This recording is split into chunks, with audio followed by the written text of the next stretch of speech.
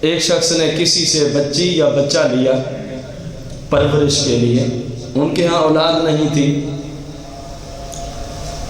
تو اب جب کبھی بھی اس بچے کی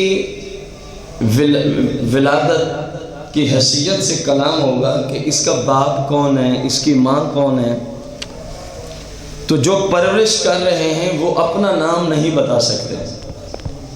شریعت نے اس کو حرام قرار دیا ہے۔ جو پرورش کر رہا ہے، خواہ اس نے پیدا ہوا بچہ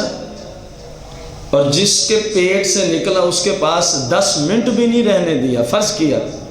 اس سے پہلے اٹھا لیا،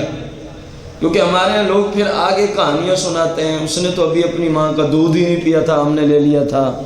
وہ تو ابھی بولتا ہی نہیں تھا، ہم نے اٹھا لیا تھا، اس کا تو یہ تھا اور وہ تھا۔ میں نے 10 یا 5 منٹ، میرے خیال میں یہ آخری حد میں نے بیان کر دی ہے، پیٹ سے نکلا اور کسی نے اٹھا لیا، تو اب جو اس کی پرورش کر رہا ہے وہ مرد اس کا باپ ہو سکتا، وہ عورت اس کی ماں ہو سکتی، کہ جہاں ہمیں ضرورت پڑے کہ اس کا والد کون ہے ہم کہیں کہ یہ ہے جو پرورش کر رہا ہے، جہاں ضرورت پڑے اس کی ماں کون ہے ہم کہیں کہ یہ ہے جو پرورش کر رہی ہے۔ اسلام میں یہ حرام ہے، بلکہ جس کے نطفے سے وہ پیدا ہوا اور جس ماں کے پیٹ میں وہ رہا، جب پوچھا جائے اس کی ماں کون ہے تو اس طرف نسبت ہوگی۔ جب پوچھا جائے مثلا سکول میں، جامعہ میں اس کو داخل کروانے گئے تو ظاہر ہے وہاں کے پرنسپل نے یا جو بھی وہاں کا شخص ہے داخل کرنے والا، وہ یہی پوچھے گا کہ اس بچے کے والد کا نام کیا ہے۔ ایسے ہوتا ہے کہ نہیں ہوتا؟ اب ہمارے ہاں مسلمان کیا کہتے ہیں، اپنا نام لکھوا دی، حالانکہ قرآن مجید میں اور صحیح میں اس بات کو سختی سے منع کیا گیا، اس بات کو سختی سے،